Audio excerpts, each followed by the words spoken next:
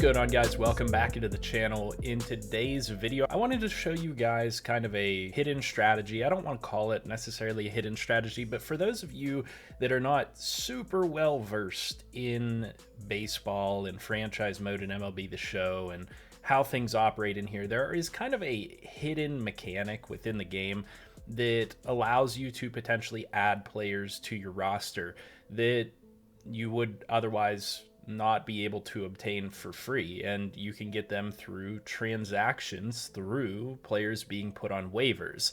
And the reason that I say that this is kind of a hidden strategy is because nothing is ever going to tell you how to do this, and unless you're going through looking at transactions all the time, you probably never even thought to really go through waivers and try to add players and those types of things. It is a major part of Major League Baseball. So if you're familiar with baseball, if you're familiar with franchise mode and how these things works, of course you probably already know this detail. But for those of you that are more familiar with either other sports titles or just not totally familiar with MLB The Show in general, it is worth it for you guys to know how waivers work and how to find them through the transactions menu within franchise mode. So in order to first find them, you're going to want to go up here to this Manage tab in the top right in franchise mode. You're going to go to transactions and you want to go to pending transactions. And this is where it's going to show you guys the waiver wire, the optional assignment waivers and whatnot. This is, like I said, kind of hidden because, I mean, who as a new MLB The Show player or somebody that's not super experienced with MLB The Show is going to be coming up here, going to transactions and going to pending transactions? I mean, a lot of new players probably never even open up the transactions menu because, you know, if you're coming over from Madden as an example, what do I care about the transactions? This isn't a multiplayer league, so I don't have to monitor the transactions for anything specific.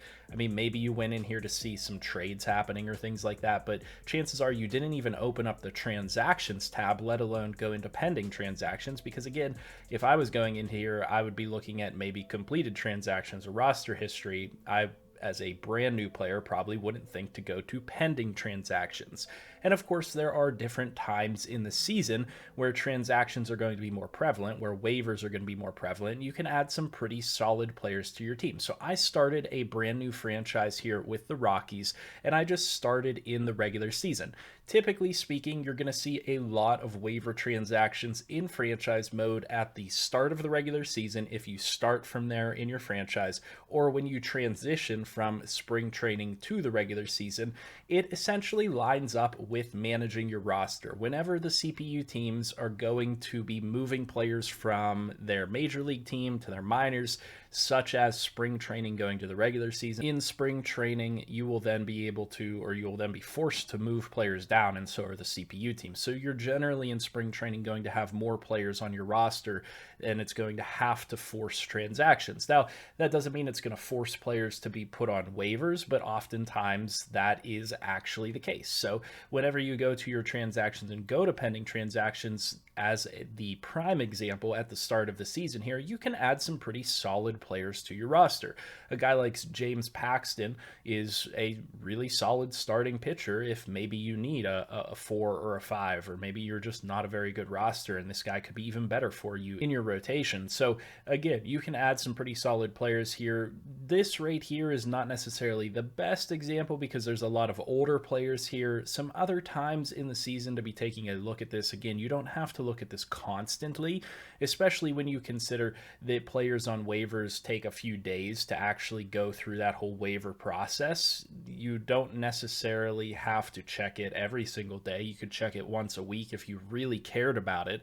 But what I would suggest is, as you go through the calendar year, whenever you think moves are going to be made is when you really want to check for those waivers. Some of those biggest points in the season, like I said, are going to be the beginning of the regular season. If you notice any big injuries happening, if you notice any big trades happening that pop up with notifications, you might want to go check waivers.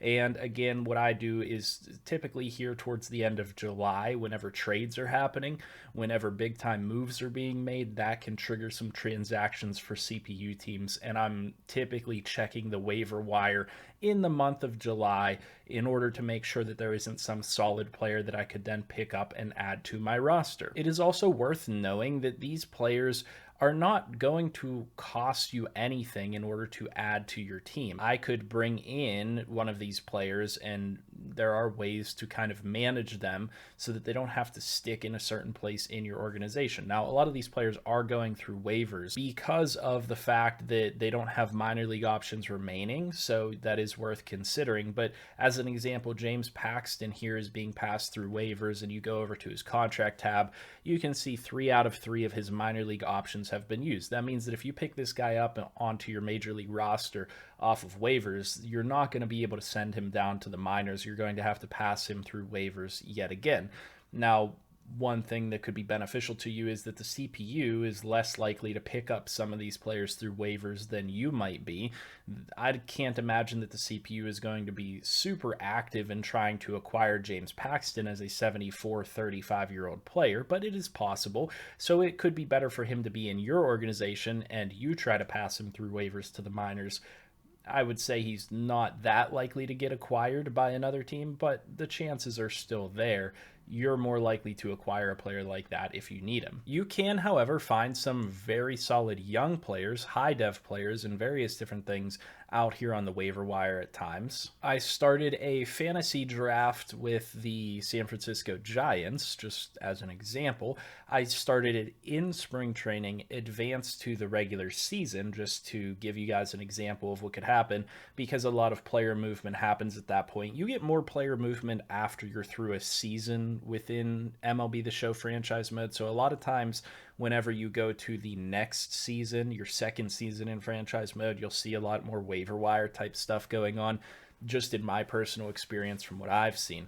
But again, this kind of simulates that because it's a fantasy draft, so there's just a lot more going on with organizational management and roster management. Whenever we go to the pending waivers here, we can see a 20-year-old third baseman, 65 overall with B potential, that was placed on waivers.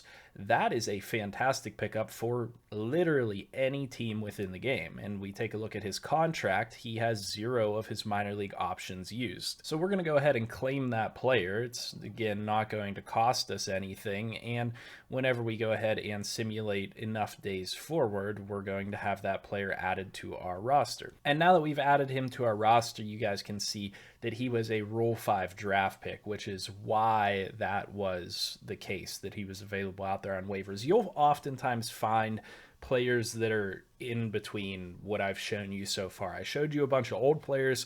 I've now shown you a young player that was a Rule 5 draft pick. There's quite a bit that can happen, and you will oftentimes find players in the middle that could be valuable to your organization. B potential, C potential guys that are in their mid-20s that would have some value to you now or in the future in franchise mode. So I just wanted to kind of point this out there because it is not in your face. It is not something that is super easy to understand if you're a fresh player to MLB The Show. So I do think that it's worthwhile for you to at least just know that it's here. Maybe check it a couple times per year just to see if you can't boost your roster a little bit through a free waiver wire move like this. And again, as always, what I will tell you guys is before you do a specific move, always consider saving beforehand, creating a hard save so that you know you can reload that if that move goes awry. So in this franchise, for example, we were starting, at the end of March here. We didn't have any games yet, so I could sign him off of waivers and sim forward a bunch of days